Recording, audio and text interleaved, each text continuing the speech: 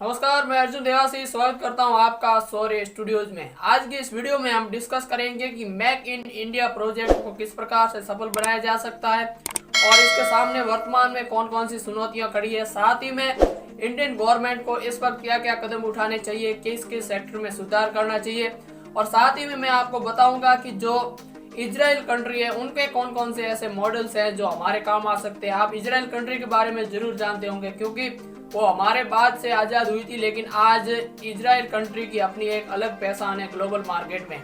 चाहे वो हथियारों के बारे में हो या फिर किसी भी टेक्नोलॉजी के बारे में हो, हर चीज़ में आज इजराइल का कोई जवाब नहीं है। तो ये इजराइल ने कैसे किया और साथ ही में इनके जो वहाँ बिजनेसमैन बढ़ रहे हैं, वहाँ इनका जो ग्लोबल मार्केटिंग है वो बढ़ रही है, तो इसका क्या कारण है और क्या रीजन हो सकता है और हमें इजराइल से क्या सीखने की ज़रूरत है कि भाई ये चीज़ इजराइल के पास अच्छी है, इस चीज़ में हमें सुधार करना चाहिए और ये मॉडल हमें अपनाना चाहिए।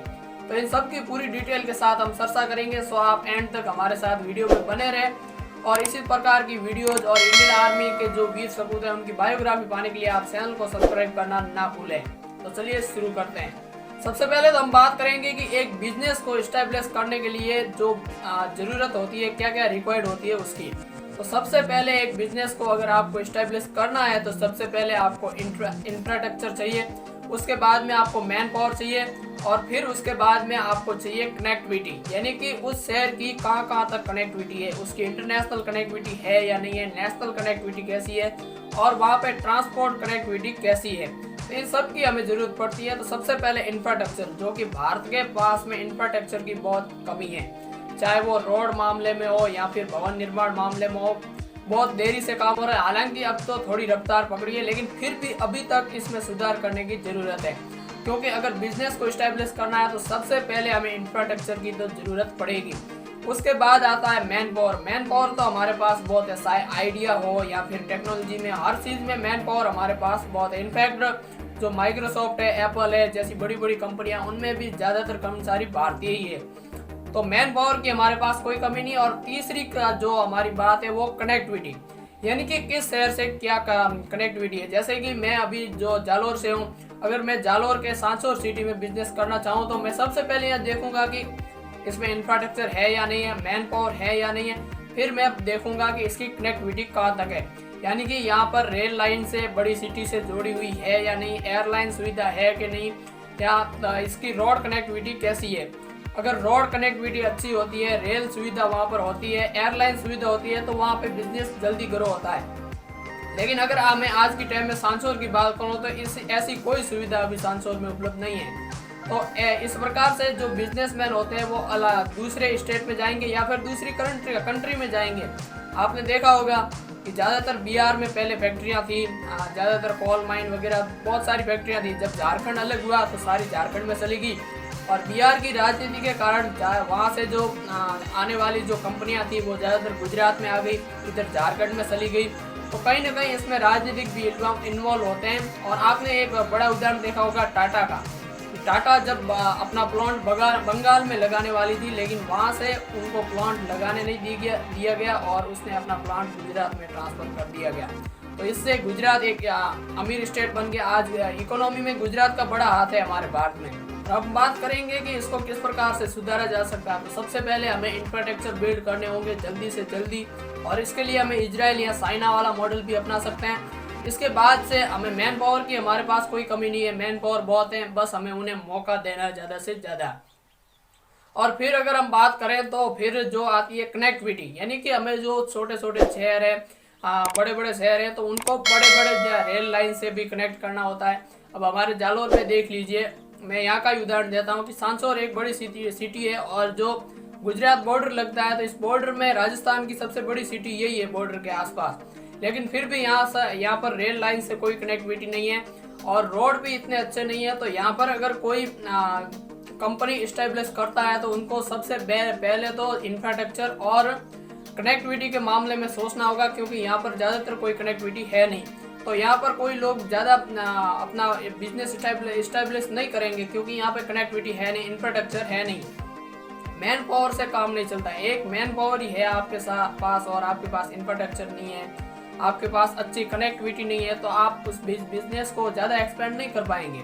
तो इसलिए ज़्यादातर जो हमारे यहाँ के, मैं यहाँ से मानता हूँ, हमारे जो सांसौर के बहुत सारे बिजनेसमैन हैं वो बिजनेस अपना गुजरात या महाराष्ट्र में जाकर के करते हैं। तो इसकी सबसे बड़ी कमी यही है राजस्थान गवर्नमेंट की कि इंफ्रास्ट्रक्चर बिल्ड करना और इसके अलावा जो कनेक्टिविटी है उनको सुधारना।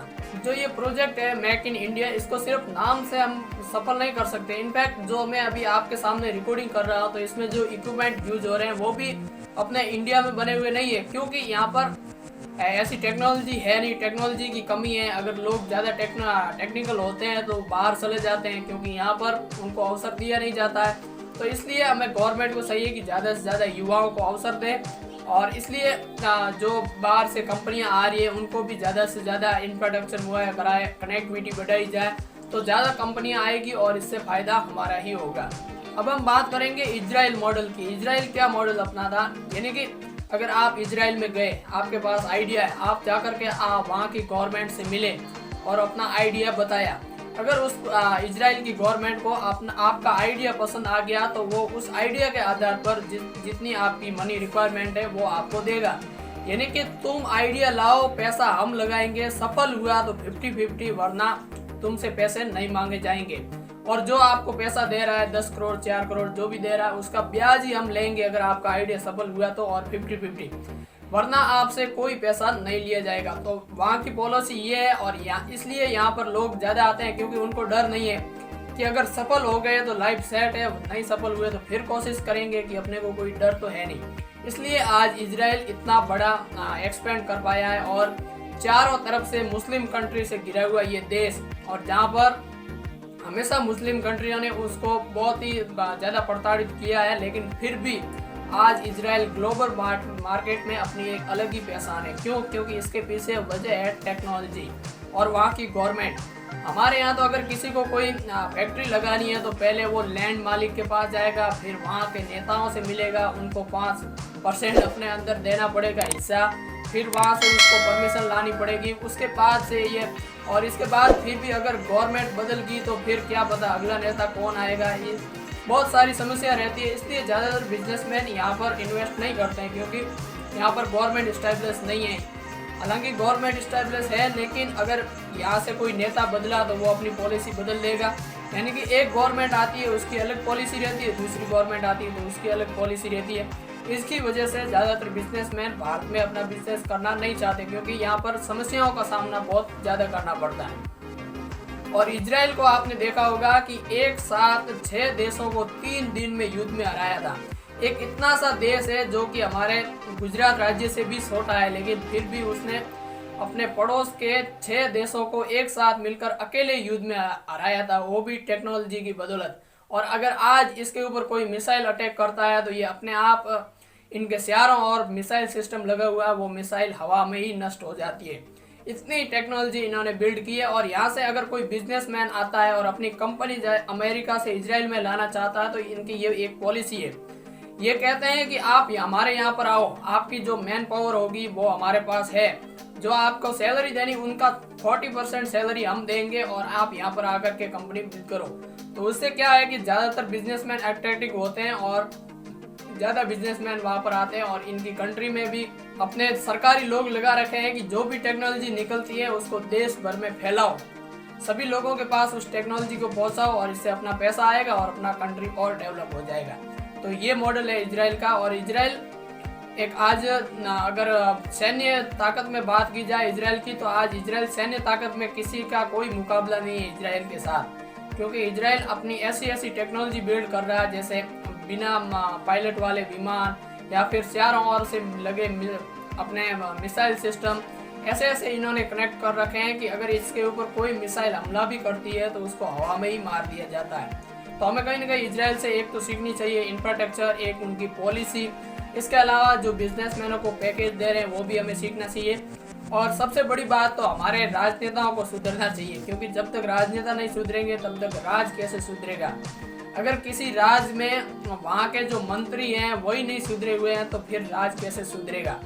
मैं किसी गवर्नमेंट पर आरोप नहीं लगा रहा हूँ, लेकिन एक गवर्नमेंट नहीं है, सब गवर्नमेंट की ऐसी बात। हालांकि अब तो बहुत सुधार हुआ है और बहुत सारी कंपनियां भारत में आई भी है, लेकिन उनको बना रहना चाहिए और कंपनियां भारत में आए। इसके लिए इंफ्रास्ट्रक्चर टेक्नोलॉजी के मामले में और कनेक्टिविटी को बढ़ाना चाहिए। चलते हैं, मिलेंगे नेक्स्ट वीडियो में, तब तक के लिए जय हिंद।